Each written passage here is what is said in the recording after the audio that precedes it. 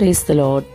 ఈరోజు వాక్యాంశము 1 కొరింథీ పత్రిక 15:57 మన ప్రభు అయిన యేసుక్రీస్తు మూలముగా మనకు జయము. ఆమేన్, హల్లెలూయా.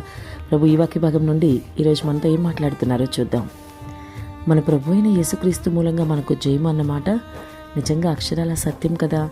అపోస్తలుడైన పౌలు కొరింథీ సంఘానికి రాస్తున్నాడు, ఈరోజు మనతో కూడా చెప్తున్నాడు.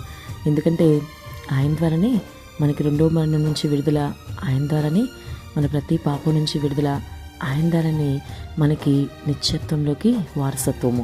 మరి ఇదంతా ఆయన ద్వారా జరిగినప్పుడు యేసు ద్వారా మనకు జయమే కదా. ఆమేన్, ఎంత చక్కటి మాట కదా.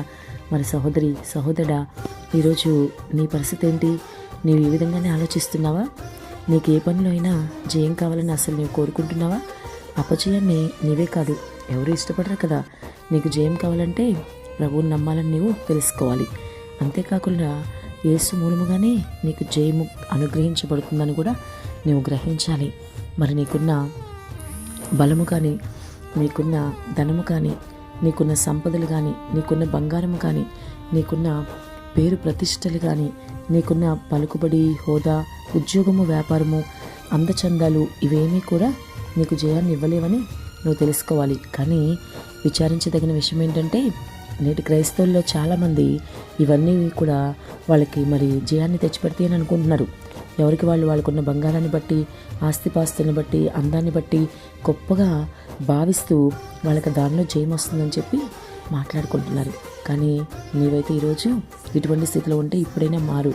యేసు ద్వారానే నీకు ప్రతి విషయంలో జయమని గమనించు. ఇప్పుడు చెప్పినవన్నీ కూడా నీకు ఈ లోకంలో ఉన్నంత వరకు ఉపయోగపడతాయి. కానీ యేసు అటువంటి వాడు కాదు. నీకు మరణం వరకు తోడుకుంటాడు. మరణం తర్వాత నీ ఆత్మని నిత్య నరకాగ్ని నుంచి తప్పించి నిత్య జీవంలోకి చేరుస్తాడు. కాబట్టి ఎప్పటికైనా ఆలోచించు. ప్రభు ద్వారా నీకు జయమన్న విషయాన్ని ఇతరులకు కూడా నువ్వు ప్రకటించు. మరి ఈరోజు ఈ అపజయాన్ని బట్టి ఒకవేళ నువ్వు కృంగిపోయి ఉన్నావో, ప్రభు అయితే నీతో సూటిగా మాట్లాడుతున్నారు. నీకు జయం ఇస్తారని ఆయన చెప్తున్నాడు. నీ ప్రతి పరాజయాన్ని కూడా నీకు విజయంగా మార్చగల శక్తిమంతుడే యేసు.